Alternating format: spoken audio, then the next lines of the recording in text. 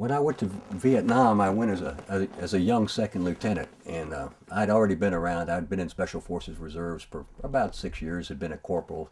Had been rather seasoned since I'd been through jump school, basic, advanced, some Special Forces training, as well as sniper training and other specialized training. So I was very comfortable with my skill set for a typical second lieutenant at the time. But I remember my dad's words, having been a veteran of World War II, Korea, and had already spent 3 years in Vietnam before I got to Vietnam. And he had told me forever that the NCO Corps is the backbone of the Army. They're the salt of the earth. They have all the experience. You need to listen to them and take their counsel in heed. And it's sort of comical because that's the way, but everything changes with time. And when we first went in Vietnam, we had the veterans from World War II and Korea and had a real sound combat base. But by the time I got there in '69, those people had been multiple tours and the experience wasn't in the field. So first thing I do, inserted into my platoon by helicopter in the 101st Airborne Division at that time. It was right in the transition from airborne to air mobile, and that was '68, '69 time frame. I get out to my platoon and I call over my platoon sergeant. Here comes a young E6. Sergeant Woods comes up and introduces himself. And I said, Sergeant Woods, tell me a little bit about yourself, and what we've got here. And we're sort of getting an overview on the platoon and our capabilities, strengths, weaknesses, and stuff like that.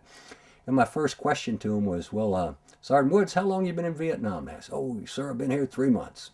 So how long you been in the Army? Been in the Army 9 months.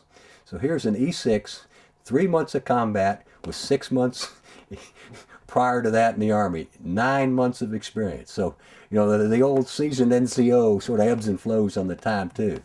But I found that the soldiers and everything were absolutely outstanding. The shake and bake program, as we used to call it that way, for both officers and NCOs, as a result of the demand and the 1 year tours and the way they worked the war in Vietnam, there was a lot of turnover. And you went individually rather than as a unit. But that sort of, after you were in the unit just a short period of time, nothing bonds a unit or brings people together like a good firefight. So once you've been through a few of those, that's where the real bonding comes in, and that's where you're worried about your man on the left and on your right. And as a leader, you're worried about all of your soldiers, and you want to do everything you can to make sure that everyone that is with you gets home. And you know that's unrealistic, but you want to minimize any impacts. And it's just a teamwork, the cohesiveness and the bonding that you do there is absolutely unequal to anything else you'll ever experience in life.